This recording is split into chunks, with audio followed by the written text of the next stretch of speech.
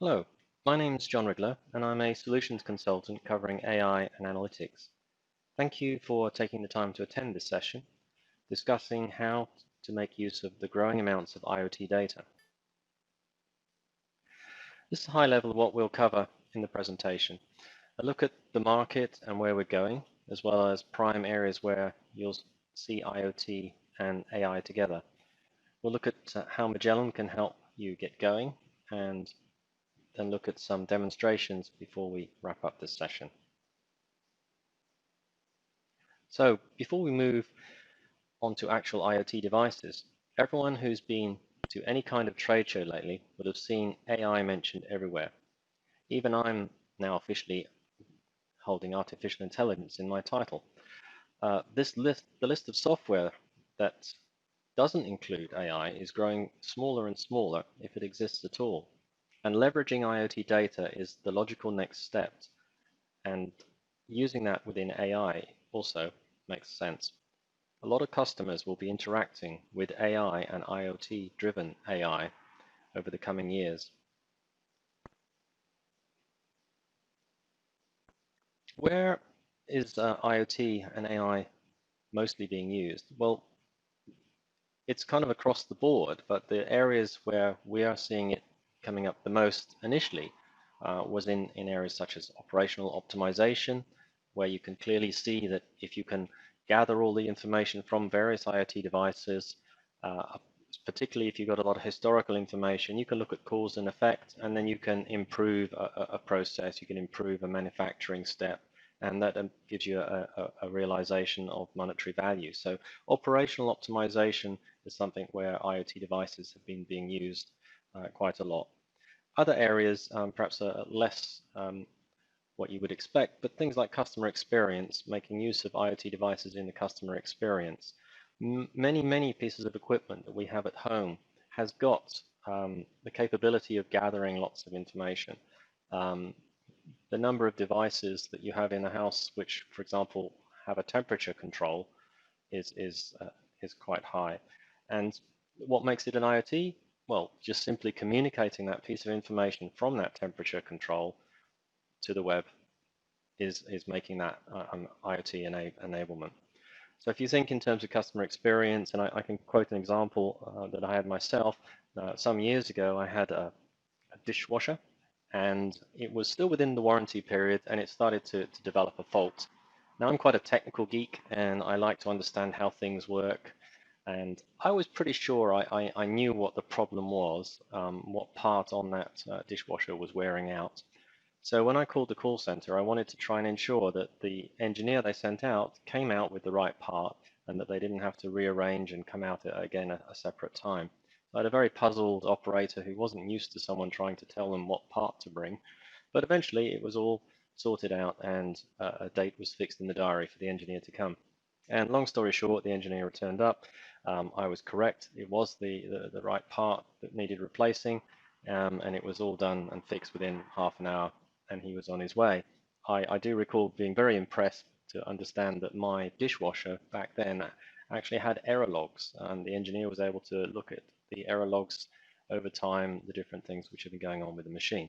So, IoT devices, if we fast forward to current day, you could be calling the call center because you've got the problem with your device, and the operator could then have you walk over to in my case, the dishwasher, and press a few buttons, and it would be able to connect to my Wi-Fi, transmit that information down the line. So now the operator doesn't have to listen to me trying to explain what I think the problem is. They've got the facts, and the engineer can come on site with the appropriate parts to replace it.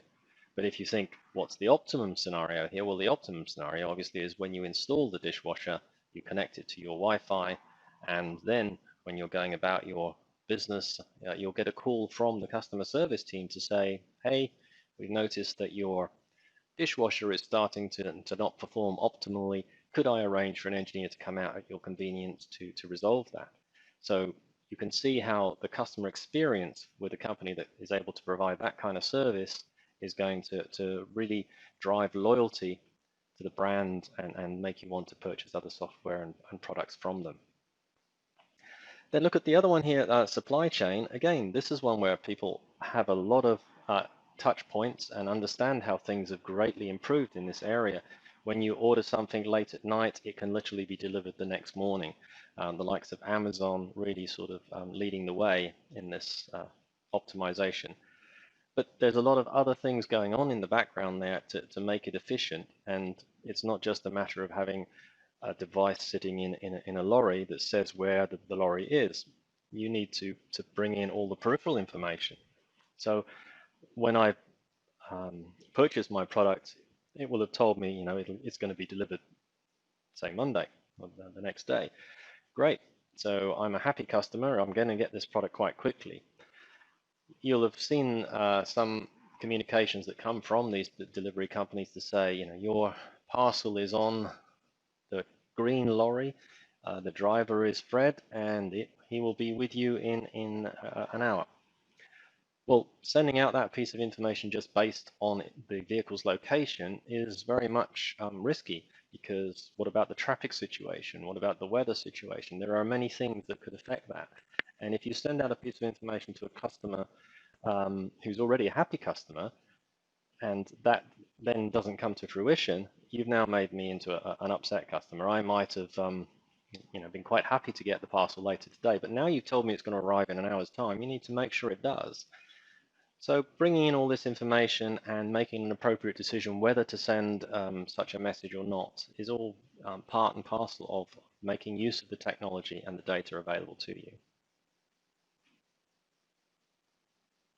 So there's clearly a lot of opportunities in the marketplace to make use of IoT devices and make use of combining that with other information to be able to take advantage. But there are challenges. So if we look at the challenges with using IoT and AI. So the first thing is, of course, the Internet of Things is very much a big explosion in the amount of data available. There's lots and lots of information, and it's not just a straightforward process of using that information for a purpose. You also have to consider things such as security aspects. Some of that information might be confidential, knowing the exact whereabouts of certain things, such as, for example, trains. Maybe there are local regulations, country rules about that kind of thing. You've got a lot of steps and potential areas where you can make use of this information in analytics. So firstly, obviously, combining the data. You've got the possibility to use machine learning. You've got statistical analysis. Do you need to empower business users to be able to use these tools? What kind of algorithms are you going to use? And then there's simple sort of decision logic about what process flows to look at. Now, various levels of complication or sophistication, as it says on the slide there, comes with that technology. So depending on where you're at, depending on how complex it's going to need to be able to bring it in. So there are challenges depending on the very specifics of the application. Here's a slide. This is actually from the New York Times, and I've added a little bit on the right-hand side there about the project staffing. But your typical big data project, and IoT is a major component in a lot of big data projects, is actually getting the data, acquiring the data, bringing it all together, cleaning it. And very often a lot of this activity tends to be pushed to the IT people to be able to do. And then you've also got your project staffing. Well, that's going to vary depending on the project. But again, a lot of these projects tend to be high level project staffing. Magellan lowers the bar on a lot of this capability, empowering business users to be able to do some of the data manipulation and plumbing themselves, as well as enabling them to be able to use some of the out-of-the-box algorithms and do some of the data discovery capabilities quite quickly. So we're already at a point where we can sort of help disseminate and control all of this capability within the Magellan solution. So how do we accelerate the benefits? We've already talked about the opportunities in the market, and we've looked at the challenges in simply using it. So now we're going to focus on how can we get you there quicker. Now, at this point, I discussed with some colleagues, and we were thinking about, listing some typical applications that would be prime applications for use of this technology. But to be totally honest, Magellan it's a toolkit, so you can apply those tools to any vertical. What it really needs is for the project to be identified. So for the likes of yourselves to consider your own particular businesses or areas in your business where there is this opportunity to use analytics, to use potentially IoT device data to supplement existing data, and any of the areas you can see there. Obviously, the most successful is projects tend to be the ones which bring you monetary value in as fast as possible, and that gets you the project justification, etc. But Magellan can be applied to any business. It's just a matter of um, thinking it through as to where you would be able to leverage the benefits. So, what is Magellan as a sort of a entity? Well, it's a ecosystem. It's a platform comprising of pre-integrated technologies that provide all the features necessary for an AI and an analytics system. Now that includes things like information delivery, traditionally called BI, data discovery, we've got predictive analytics, and then we've got a large capability and speciality in the area of the text mining to be able to take regular text and be able to derive value from that. The platform itself is anchored by Spark, an open source, extendable data storage and processing technology from Apache. This is what allows the system to efficiently crunch through the immense amounts of data that our customers wish to analyze. And if you think of IoT devices, that's one thing they do is provide lots and lots of data. Now, additional AI comes into the picture via Spark machine learning libraries, which we can leverage. So this is where data scientists can create custom algorithms using the Magellan Notebook that's based on Jupyter, and they can save this in a drag and drop analytics asset way for the business users to then interact with. So any of those machine learning libraries available already in Spark, and there are hundreds of them, can be leveraged straight away. But you still have this capability to be able to let your data scientists, if you have them, build their own intellectual property into an algorithm which can maybe give you a competitive edge. The platform, as I've indicated, can source data from any stream, any repository, and Opentext has integrated EIM solutions such as Experience Suite, Business Networks, and Content Suite. So we can grab the information quite quickly from these data sources, and in particular, put those through the text mining aspect to derive more value. For example, a web page could be grabbed and text mined to derive value, to understand what its content is. And the main thing really is the AI aspect within the Magellan. So AI is not just something for the interaction that the business users have, but it's a fundamental part of the product. It's actually used within the product itself in its data acquisition and being able to apply AI and machine learning to that capability. So now we'll move on to demonstrations. So we'll look at some user cases that will take up the remainder of the demonstration. So for our first demonstration, we're going to look at site access. Now everyone's familiar with security on doors. If we go to an office, then we will have some sort of typical security pass.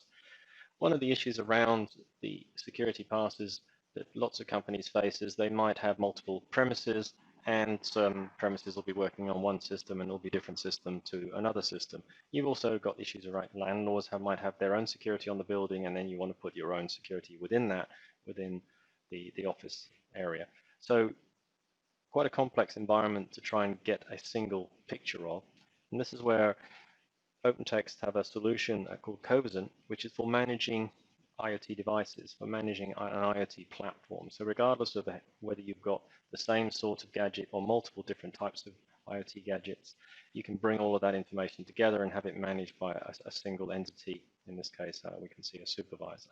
So for this demonstration, what we had at the time we did it was IoT device operating a door lock in a room, and you could move up with a card and tap on it, and it would kick off a security process a workflow that validated whether you were entitled to enter the building, and applied some additional security, which I'll talk about in a moment. So here's a standard dashboard, an information dashboard, and I can go straight into the site access example. And all this really is here is just showing you a high level information. We've got an ongoing activity tracker, so how many doors, how many latches are being operated by different people at the same time. We've got summary information by offices as well as by the particular devices, and then we can see the performance of the devices, whether some of them have been rejecting a high number of users or attempts, etc. So a nice information dashboard. But when I said kicking off a workflow in my previous sentences, what I was meaning was we're all aware of security, and companies have lots of information which they secure, but they don't necessarily bring this information together to get the big picture. So if I've logged myself in at home and I don't unlog my computer and then go to an office, I'm in security breach. I mean, I should have logged out my machine. A company will have that information. It knows which machines are logged in. It also is authorizing and approving access to a building, but very few companies bring that kind of information together to get a very tight security picture and identify those kind of errors. So it's worth considering what information you have available in order to apply and make this kind of operation. Now, for the next demonstration, the next one was more about smart logistics, a smart warehouse. And this has become much more achievable with the fact that the IoT devices, the prices of these devices have gone down. So you can buy and bulk buy uh, for as little as $19 probably some of these little devices. And they're quite smart. They have a long-lasting battery. Obviously, that depends on how much information is sent and how frequently. But they tend to be a short-range device, so it's going to communicate, in this case, via Bluetooth to a hub, which is going to gather the information, and that's where our IoT platform, Covasint, then brings that information and delivers it through in the dashboard. These devices have a number of things they can do, so they can sense the light, they can sense temperature, movement, and you can geofence them together so that they can actually be aware of each other, and as devices move in and out of range, that can trigger a workflow and an action that you might want to have something happen. Scenarios where you might use these kind of devices, so for example, you could have in very sensitive medical stock, you could have one of these devices. Perhaps you've got rules around it has to be kept at a certain temperature, and yes, you're enabling people to take the box out of the refrigerator to be able to take packages out, but you don't want the entire box to be outside that refrigeration for over a certain period of time. So an alarm could sound if that happens. Likewise, if something moves in or out of a particular geofenced area, maybe that is something that needs to be addressed. And again, a workflow can kick off immediately to rectify these kind of things. So as these devices have got less expensive, they've been deployed and they're more easy to make use of in different situations. So if we look at the smart warehouse example, again, we're using the analytics and AI dashboard to be able to show this information. What we see here on the screen is integration into OpenStreetMaps, but none of this information is being transmitted to the maps. I'll touch on that a bit later on.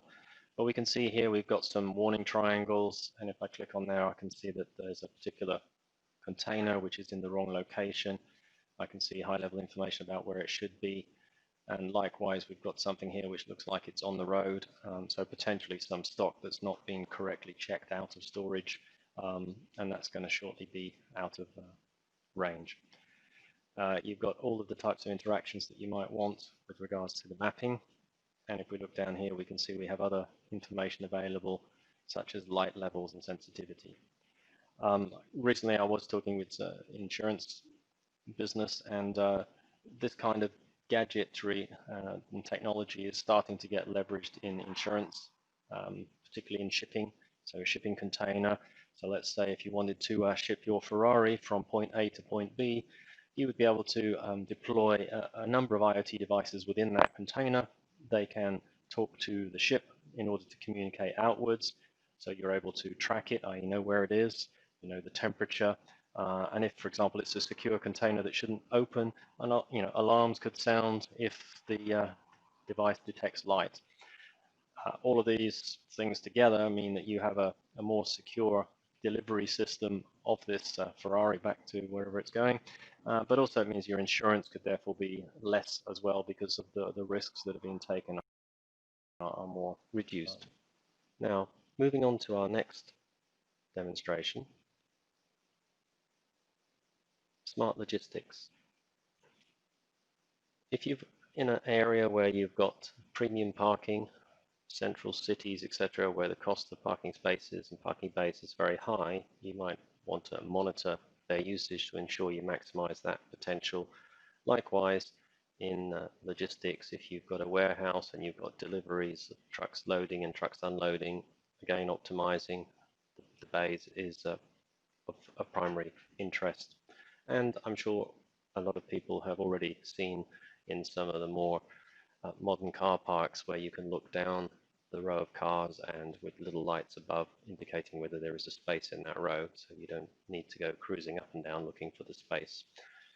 This typically these systems are using metallic field detectors, and in this demonstration what we actually did was we couldn't have for practical reasons, a car in the office that we were demonstrating in, so we actually scaled the whole thing down and had a little metallic toy bus, because it was effectively able to trigger the metallic field just the same. So we were able to detect the proximity of whether the vehicle was in front of the space or not. So for this particular demonstration, I'll just go back to the main page again.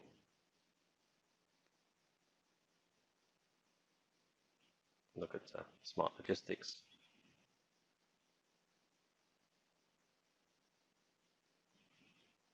So here we have a view of our parking. Similar to before, we have an interactive map, and we've got pop-ups that indicate whether there are spaces available with regards to capacity and so on. So you're able to quickly identify over a larger area the situation. So quite a straightforward way of presenting that information within an informative dashboard.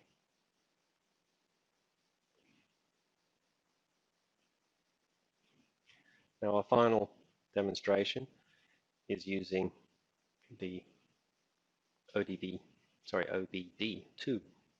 ports on a car. Some people will be familiar with insurance companies now which offer to install the device within a vehicle in order to reduce the insurance by monitoring the driver, and by driving safely you therefore reduce your insurance. For this particular example, we bought an off-the-shelf device that could be plugged into a vehicle, and then we monitored the vehicle on a few different journeys, retrieving that information. So you can see how this kind of IoT device can be deployed and used within a number of different vehicles, whether that's commercial or, in this case, as we did, just for fun.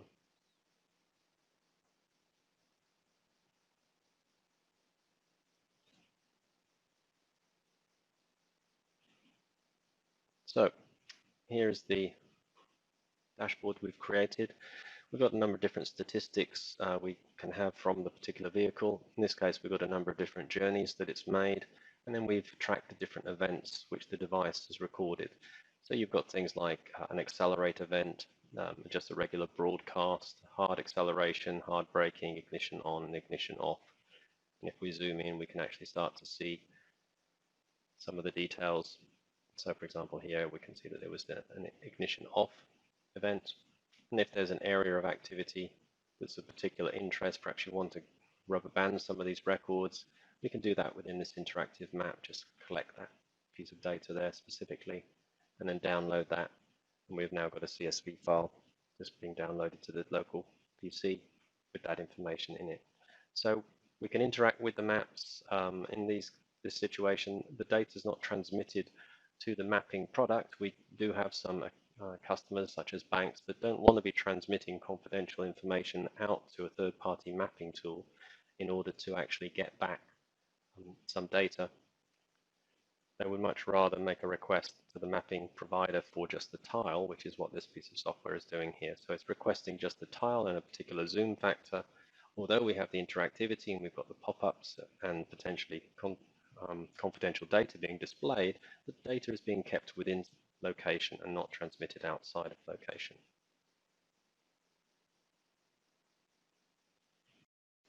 So for this last demonstration, we're going to be looking at using IoT cameras. Most people, or I should say lots of people now have IoT devices at home, whether that's a doorbell with a camera integrated or individual cameras for security purposes. What we have here for this particular example is two indoor cameras which offer facial recognition and an external camera which does cars, people, and animals, movement, etc. This provides us with a nice sort of breadth of information that we can then use in the dashboard and be able to interact with. We've also, going directly, since all of these devices are from the same manufacturer, in this example we're going directly to that hosted platform and not using Govazan.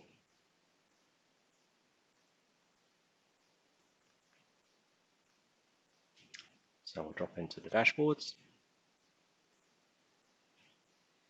So broken down into the two types of camera, we have outdoor activities accumulated and indoor activities accumulated. So on the outdoor side, we can see we have cars seen, people seen, animals, etc.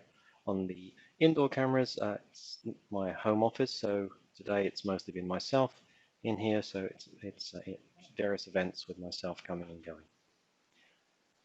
However, if we look at historical details, we can see there's been a number of important people visiting, and you can see the last time they were seen on the premises. You can also see summary information there in the middle, so number of hardware problems, number of cars seen over time, and this is a rolling time period that we're working on here. We can also see the current status of the different cameras and user details for the particular cameras. If we accumulate this data over time, then we're able to also start to see comparisons. So, for example, who was seen at what time overlapping with what other person. So we've got this capability of looking at things over a sliding window. And as you can imagine, this could feed nicely into other types of data sets to do other kinds of analysis where you can then bring in this information. So did we always get a power interruption when a certain person was on the premises? That kind of thing could be easily established. And then just for a bit of fun, we're able to bring in the live feeds here, so giving you the sort of view that you would expect with a live camera scenario. And as you can see, one of the cameras was offline.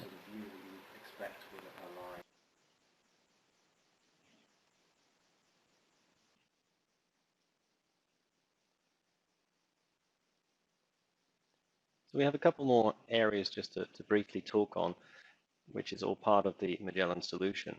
One is being able to get the business to productively and easily integrate various data sources. Now, not all data sources are going to be controlled by IT, and the business users should be empowered to be able to incorporate their own data into this solution and be able to merge and work with that information to make it contribute to the bigger picture. Out of the box, the tool does enable a browser-based interface, so business users can publish their own data and incorporate their own data into the solution. So if you've got a local piece of information, whether that's some weather data or something you're working with, you can incorporate that into the bigger picture and then see that ripple through into some of the dashboards, such as the ones I was showing you. That's data provisioning is a key part of the Magellan solution.